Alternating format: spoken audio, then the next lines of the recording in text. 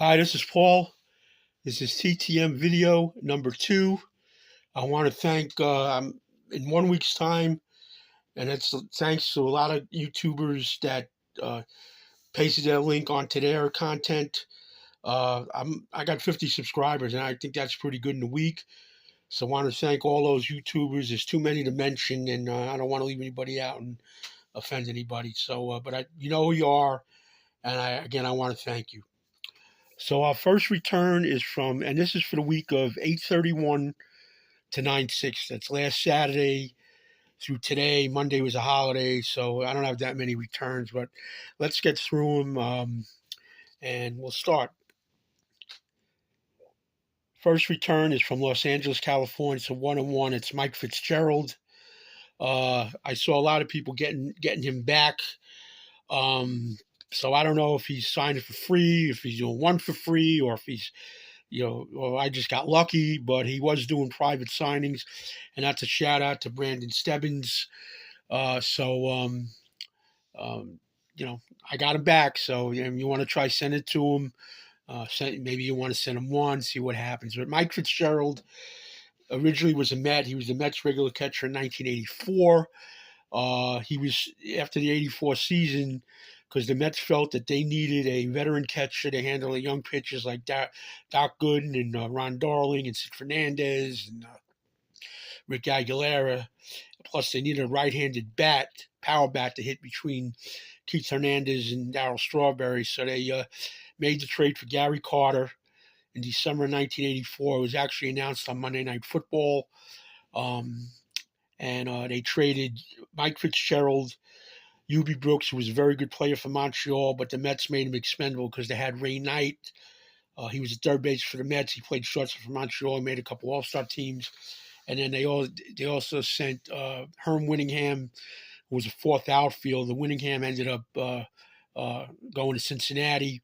And then Floyd Yeomans, who, like Doc Gooden, was from Tampa, Florida, Hillsborough, Florida, but he didn't work out like Doc Gooden did. But Gary Carter played 5 years for the Mets. He's in the Hall of Fame with an Expos cap.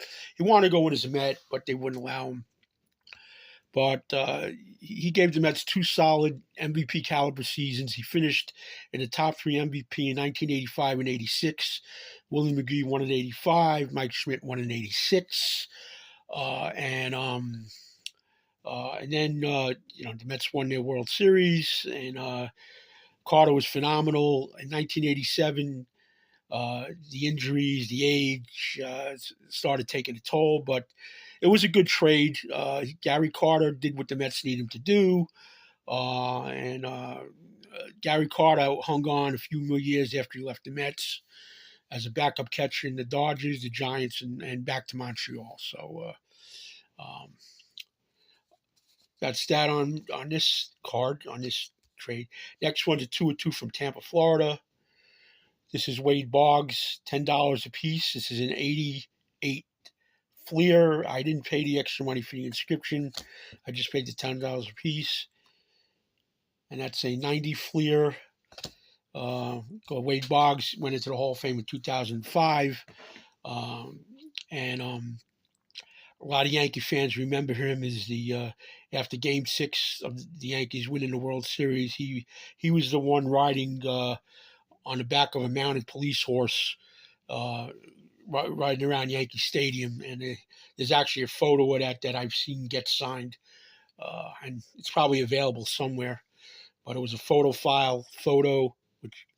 and I've seen it get signed. Next return is a 303 West Palm Beach, Florida. He was $5 a piece. Jimmy Key on this 90 Fleer.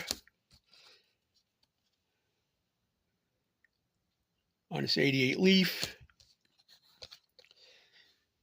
And this 98 Score. The next return is an unusual one. He sent me back 6 of 6 from Jackson, Mississippi. He sent this to me. Apparently, he charges $5 per. When I sent this a few months ago, I didn't see anywhere that he was charging. But I just looked it up on sportscollectors.net. I guess he wants $5 a piece. So I guess I got a discount because he signed 6 of 6 for me. So thank you, Mr. Boyd. And he started using out a dried out blue Sharpie, but this is a 90 Donruss. Shout out to Brandon Stebbins. 88 Fleer. Then he switched to a more workable black Sharpie. I prefer blue, but beggars can't be choosers. Then we got this 89 Tops. This 90 Tops. 91 Tops. 90 Upper Deck. Shout out to this guy who's collecting the 90 Upper Deck set. The next return is a 3/3 of Westchester, New York.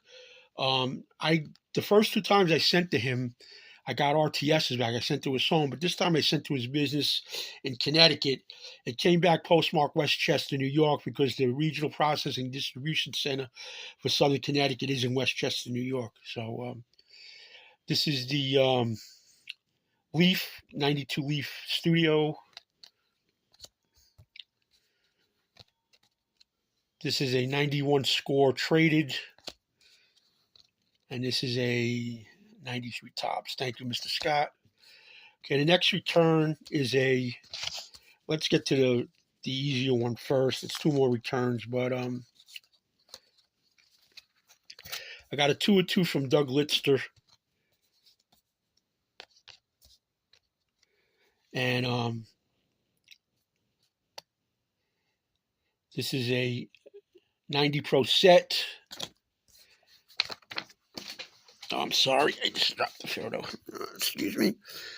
And this here is a Disc Guy custom. He inscribed 94 Stanley Cup champions. That was the Rangers won the Stanley Cup. That was the last Stanley Cup championship. Prior to that, they didn't win one. 1940 was the last time they won one. So, and then the last return is I'm sorry. Let's see. I got to get my stuff together. Here we go. Okay, it's a Brian Propp.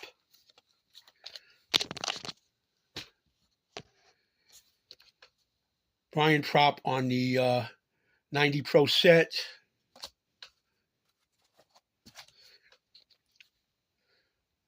And the 90 Pro set All-Star. And now, and then the last thing I sent him, it's actually a 7-3. And this is Disc Guy custom. I don't care that he personalized it, but the word Guffaw, I kind of had to look it up. But Guffaw, I guess when he scored a goal, he would skate out to center ice and put up his arms and yell Guffaw. And I guess that's some sort of Canadian slang term he got from Howie Mandel, who's a fellow Canadian. That's where Gulfport came from. Now, he did hook me up with 4 additional items. He really did up this index card for me, put up all his accolades, put Gulfport, again, personalized, which I don't care about. Then I guess I sent this to New Jersey, but his return address was in Marco Island, Florida, which is in the Naples area. And I guess he sells cigars. I guess he sells them online, but he sent me his business card.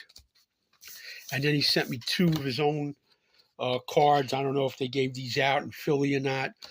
They're the same ones. One he personalized to me and inscribed. And Guffaw is actually printed on there. And then the other one is the exact one, except he didn't inscribe it to me. So, but that's it on the returns. I just want to let everybody know over the weekend, I did say I'd leave the contest open for my debut giveaway through Friday, and technically it becomes Saturday officially all over the country at midnight Eastern time. Well, actually, it would be midnight everywhere, but in the Eastern time zone, if it's midnight in California, it's 3 a.m. So over the weekend, I will go through the entries and pick the 3 winners. So other than that, I want to thank everybody for subscribing and We'll talk to you later. Thank you.